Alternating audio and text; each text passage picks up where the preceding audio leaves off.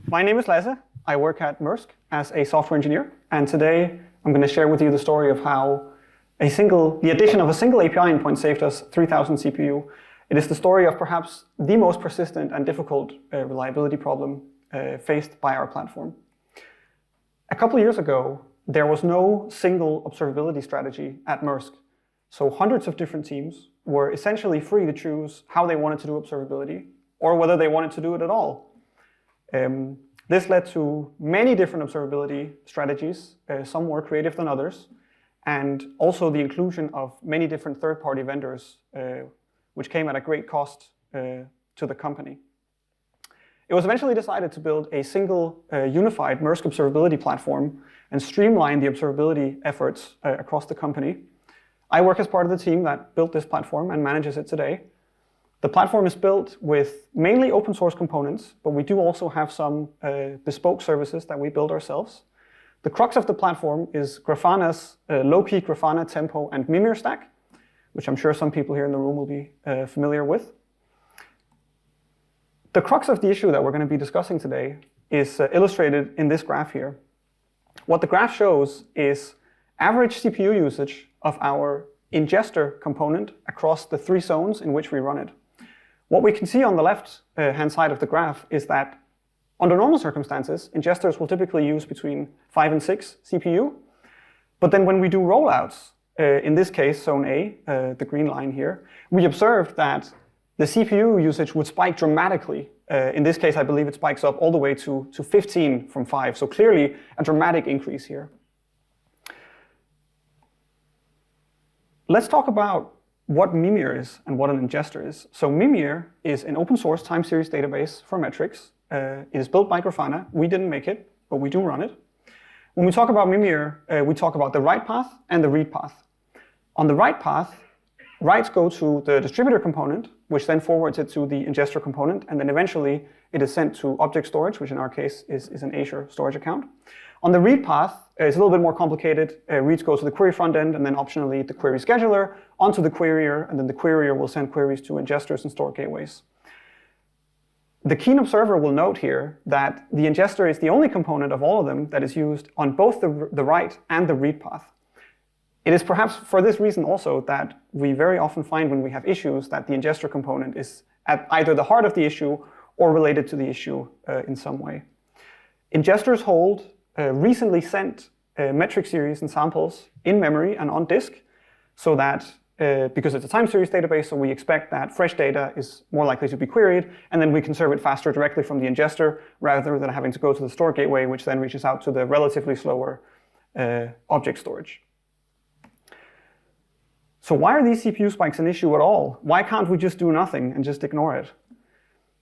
When the kube scheduler schedules pods, in this case ingesters, on a node, it can only really work with the information you give it. The kube scheduler doesn't know anything about the memory or the CPU that your pod uses.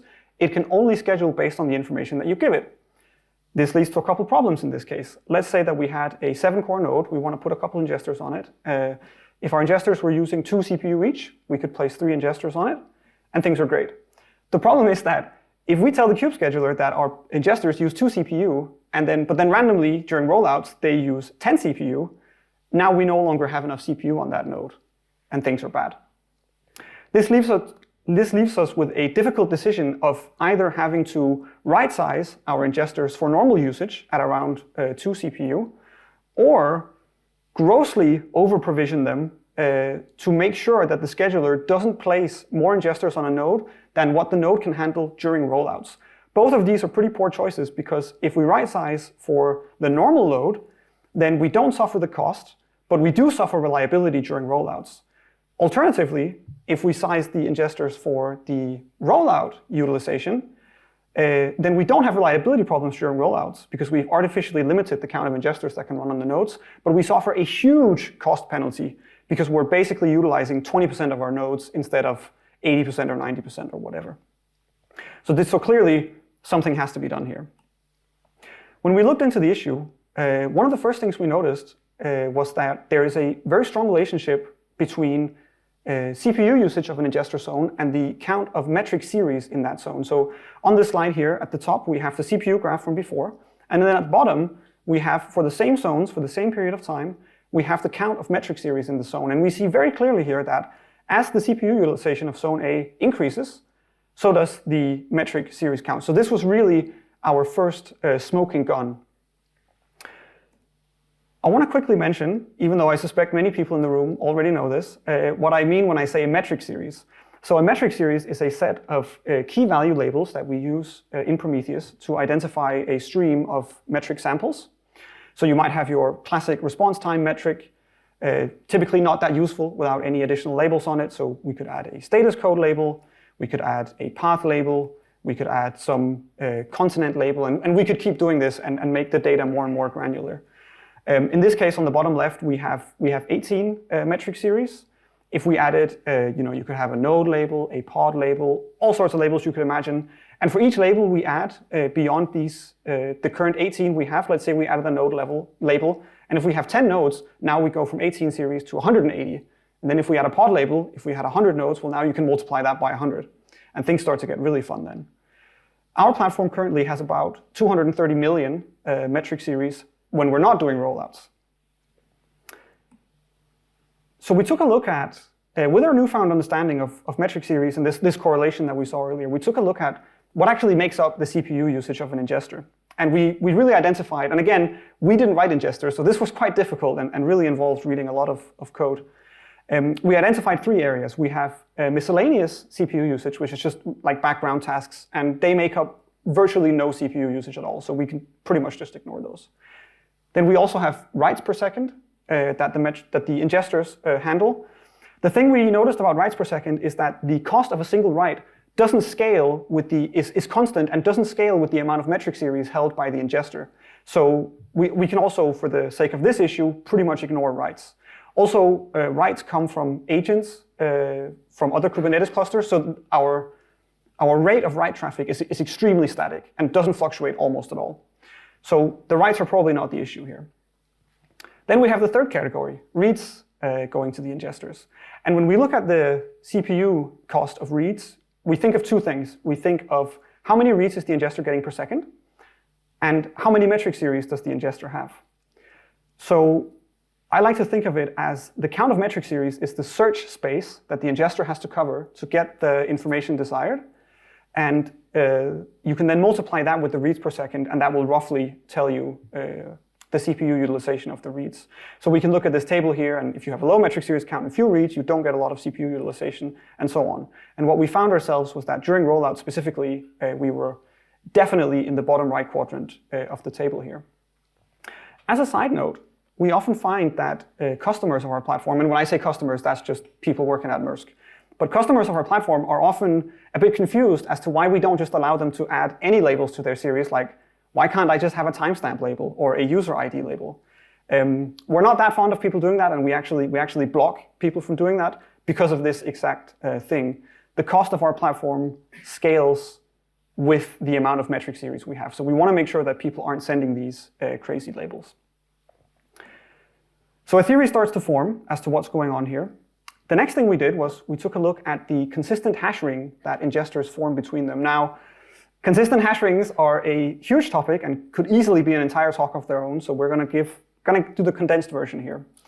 So consider this relatively contrived example where we have 2 ingesters in zone A. We have A1 and A2. They each join the ring. They get a couple tokens. In the case of A1, it gets tokens 1, 3, and 5. And in the case of A2, it gets 2, 4, and 6. Now, customers are sending us metric series all the time. And when a series comes in, it gets hashed. And it's the hash of the series that determines what ingester it goes to. So in the case here, we have CPU seconds total, which hashes to 3, so it goes to A1.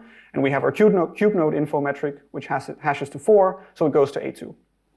This is during normal operations. Things are working fine. We have a total count across both ingesters of 2 metric series. That's cool. Now we start doing a rollout, and things get a little wonky. A1 is now down because we started the rollout. But customers, obviously, they don't care that we're doing a rollout, so they're still just sending their metrics. But now, because A1 is down and has left the ring, A2 has now taken the tokens from A1 and now owns both of these series, because A2 now has tokens 1, 2, 3, 4, 5, and 6. So while A1 is down, A2 is now getting samples from the metric series that were previously owned by A1. And the opposite happens. When A1 boots up again, joins the ring, Kubernetes will tell A2, you're good to terminate now. The rollout continues. And while A2 is down, A1 now has all 6 tokens in the ring and gets both series. So now we're in a situation where after the rollout is done, both ingesters now have both series. So we went from a total metric series count of 2 to now 4 after the rollout.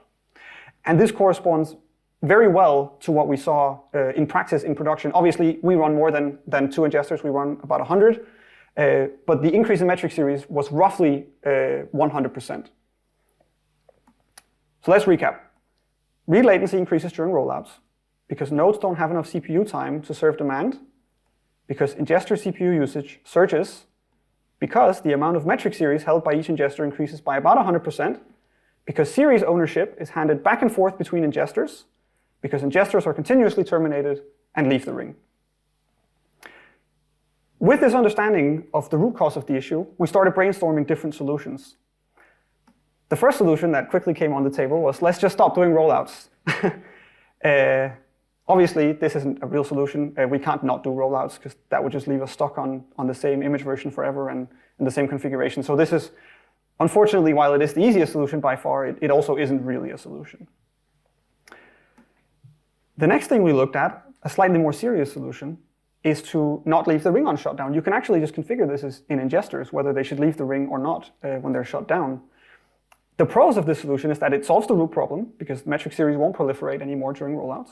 It's also very easy to implement, because that's just a configuration flip that we can switch. The problem with this is that our entire platform runs on spot nodes, which means that at any point, any of our pods can just be terminated. And when you have a consistent hash ring set up like this, it only takes, at least the way it's implemented with Mimir, it only takes a single ingester for that entire zone to be considered unhealthy. So even though we have 100 ingesters, if ingester A1 is down, that whole zone is considered unhealthy.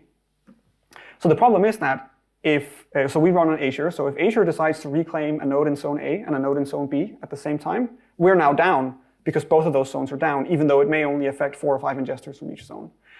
This was something that took the team a long time to really internalize how this works with the consistent hash ring, and is perhaps our least fun fact about the way the ring is implemented in Mimir. The next thing we looked at was to conditionally leave the ring on shutdown. This was something that Mimir wasn't capable of, so we had to actually add this with an upstream contribution. Again, the pros of this is that it solves the root problem. We no longer get the proliferation. But also, we now no longer get this downtime from multi-zone evictions, because we add an API endpoint to the ingester that allows you to dynamically flip the configuration switch of whether the ingester should leave the ring on its next termination. So with this API endpoint added, what we can do is we can configure the ingesters to stay in the ring. And then with the eviction notice that we get from Azure, we can run a node terminator daemon set that listens for the eviction notice. When it receives it, it lists ingesters on its node. And then for each ingester on the node, it will call the endpoint to tell the ingester, you're about to be evicted, please leave the ring. And then it will terminate the node. So this way, we've solved the eviction problem, because ingesters still leave the ring during evictions. We've also solved the rollout problem, because now we can let the ingesters stay in the ring during rollouts. This graph shows the CPU gains from when we rolled out this change. Each dip here is a single zone being rolled out. In total, it was about 3,000 CPU, which for us amounted to about just shy of $14K per month. And with that, I think, ready for some questions.